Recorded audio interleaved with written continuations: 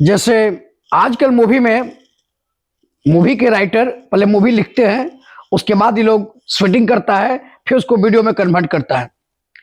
पहले ऐसा नहीं था, वही राइटर थे, वीडियो में कन्वर्ट नहीं करते थे। ज्यादा हुआ तो फोटो बना दिया, या उस समय का कुछ दस्तावेज मिला तो उसका फोटो खींचकर उस बुक में ज्वाइन कर दिया।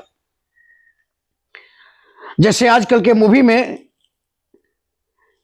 काल्पनिक कैरेक्टर होते हैं और सभी राइटर एक ही जैसे सोचते हैं, खासकर मूवी में, कि एक हीरो हो, एक हीरोइन हो, एक विलन हो, एक हीरोइन के माँ बाप हो, एक हीरो के माँ बाप हो, हीरो गरीब हो या हीरोइन गरीब हो, या एक अमीर हो दूसरा गरीब हो। इस तरह की कहानी बनाते हैं और उसमें एंटरटेनमेंट के लिए गाना डाल देते हैं। ठीक उसी तरह कुछ पहले इतिहासकार थे, वो लोग क्या करते थे, अपने अकॉर्डिंग सोचते थे और सोच के अनुसार काल्पनिक कहानी लिखते थे। उस कहानी में कुछ कुछ फोटो डाल देते थे जो रियल नहीं होता था। उससे फोटो पॉसिबल नहीं था, फोटो खिंचाता नहीं था, तो फोटो बना देते थे, डिजाइन कर देते थे पेंटिंग के पर्पज से। और उस पेंटिंग को ही बाद में कुछ इतिहासकार लोग उस बुक को ट्रांसलेट किया अपने लैंग्वेज में या मॉडलाइज किया, तो उस फोटो को जगह पर जो उन्होंने प्रिंट बनाया था, प्रिंटिंग, उस प्रिंटिंग की जगह पर उन्होंने फोटो बना दिया और डाल दिया कि हाँ ऐसे मुछ था, ऐसे दाढ़ी था, ऐसे ये था, वैसे ये था। जैसे कि कुछ बुद्धिजीवी मानते हैं कि रामायण महाभारत काल्पनिक है, और बुद्धिजीवी नहीं कहिए, क्षुद्र बुद्धि, वो लोग मानते हैं कि महाभारत और रामायण काल्पनिक है, लेकिन अपने अकॉर्डिंग उसमें चुन लेते हैं। जैसे कि एकलव्य का अंगूठा काटा, ये सही है लेकिन महाभारत काल्पनिक है। एकलव्य का अंगूठा काट दिया, कर्ण को नहीं पढ़ने दिया, कर्ण को बेइज्जत किया कास्ट के नाम पर, ये सही है लेकिन महाभारत काल्पनिक है। सोचिए, इस टाइप के क्षुद्र बुद्धि, ये बुद्धिजीवी नहीं है, क्षुद्र बुद्धि वाले हैं। इसी तरह एक कहानी लिखते हैं कि ब्राह्मणों ने पूरे भारत में कास्टिज्म लाया। मुझे इस पे आपत्ति इस बात की है कि आज भी ब्राह्मण 3% है और उससे ब्राह्मण 3% थे, और 3% ब्राह्मण, ये कैसे पॉसिबल है कि अफगानिस्तान से लेकर कन्याकुमारी तक, बांग्लादेश, पाकिस्तान, म्यांमार, ये सभी जगह कास्ट बना देंगे ये 3% ब्राह्मण? ये कैसे पॉसिबल है कि ब्राह्मण ने कास्ट बनाया, जबकि कोई ब्राह्मण किसी भी युग में, किसी भी कार्यकाल में राजा नहीं रहा है। किसी भी काल में आप जाकर देखिए तो राजा नहीं रहा है। वो राजा बनाता था, राजा बनता नहीं था। एक दो एक्सेप्शन छोड़ दे तो राजा भी नहीं है जो उसके कहने पर कानून चलेगा, और इतना ताकतवर भी नहीं है, 3% है पॉपुलेशन में, इतना बड़ी जनसंख्या भी नहीं है कि वो अपने रूल को कन्याकुमारी से लेकर, अफगानिस्तान से लेकर, पाकिस्तान से लेकर, बांग्लादेश, म्यांमार, सब जगह फैला देगा। ये पॉसिबल नहीं है। तो फिर एक काल्पनिक कहानी कि चप्पल सिर पर रखवाता था, गले में हांडी बांध देता था, ये सब काल्पनिक कहानी बना दी गई। अगर सोचिए, छुआछूत था, मैं मानता हूं कि छुआछूत होगा, क्योंकि गंदा जो अगर कोई रहता है, और कोई भी कास्ट का हो, कोई भी धर्म का हो, गंदा रहता है, अपना भाई ही गंदा रहता है, अपना बच्चा ही गंदा रहता है, तो कोई आदमी नहीं उठाता है, और उसका अपना माँ बाप नहीं होता।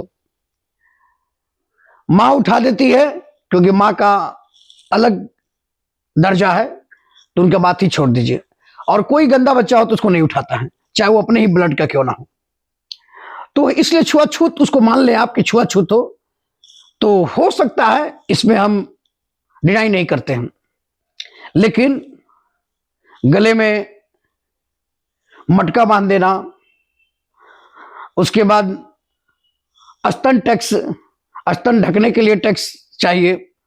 जब युगों युगों तक पहले कपड़े ही नहीं थे तो ढकने का नहीं ढकने का मैटर कहां से था ये पता नहीं।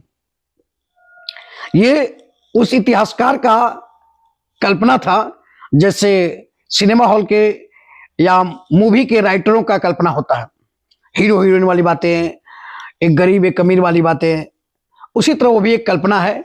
और कुछ बुद्धिजीवी अपने कल्पना के अकॉर्डिंग डिसाइड करते गए कि हाँ, मैं जो सोचता हूं वही सही है, उसके अकॉर्डिंग। अब यहां देखिए, कुछ इतिहासकारों को, बहुत सारे इतिहासकारों को बुक उठाइएगा तो आप पाइएगा कि कितना बड़ा कंफ्यूजन है। अभी देखिए 3% ब्राह्मण पूरी अफगानिस्तान से लेकर पाकिस्तान तक, बांग्लादेश तक कास्टिज्म बना देते हैं और गले में घंटा बांधते हैं, उसके बाद पीछे झाड़ू बांधते हैं। ये 3% ब्राह्मण इतना अन्याय करते हैं।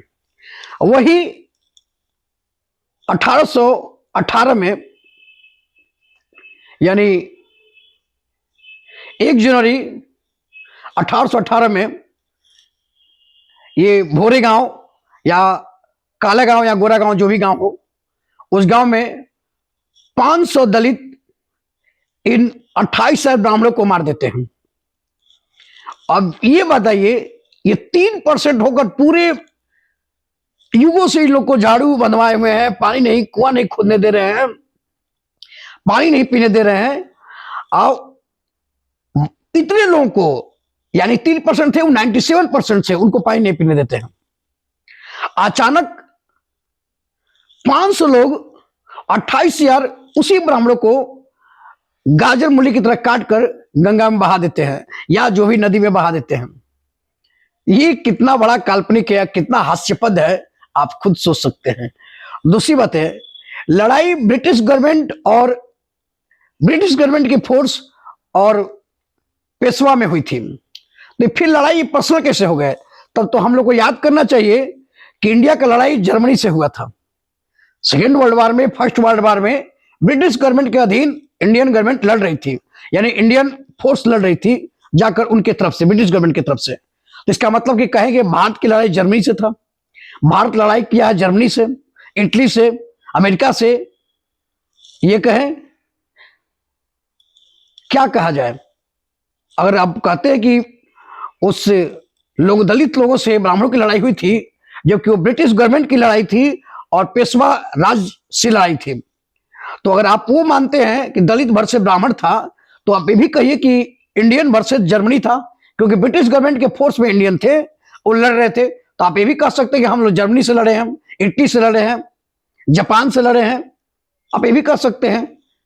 और उसके बाद उस ब्रिटिश गवर्नमेंट का साथ दे रहे हैं, ब्रिटिश गवर्नमेंट के साम्राज्य को फैलाने में योगदान देकर आप प्राउड फील कर रहे हैं। इतना बड़ा हास्यपद है। आप कहते हैं क्या कि हम ब्रिटिश गवर्नमेंट के एजेंट नहीं थे, दलाल नहीं थे। तो ब्रिटिश गवर्नमेंट के इस जैसे आदमी को दलाल और एजेंट ना कहा जाए तो क्या कहा जाए? और ये लोग कहते हैं कि यदि सावरकर दलाल थे, आरएसएस कांग्रेस के ब्रिटिश गवर्नमेंट की दलाल थी। अरे तुम तो सबसे बड़े दलाल थे। ये खुद ही तुम ही प्रूफ कर रहे हो कि ब्रिटिश गवर्नमेंट की तरफ से लड़कर पेशवा अपने ही राज्य के एक सरकार को खिलाफ आप बगावत कर रहे हो। तो ये क्या कहेंगे? जय हिंद, जय बिहार। और ये काल्पनिक कहानी से दूर रहें, वास्तविक में जिए। ये बॉलीवुड की मूवी नहीं चल रहा है कि 500 आदमी 28,000 जो पेशे से सिपाही थे उनको गांव के 500 लोग मार सकते हैं, 28,000 लोगों को। ये हास्यपद है और इससे बड़ा कुछ नहीं है। ये सिर्फ साउथ मूवी से लिया गया सीन है। साउथ मूवी में एक हीरो आता है, दीवार तोड़ते हुए सबको मार देता है। जय हिंद, जय भारत, जय बिहार।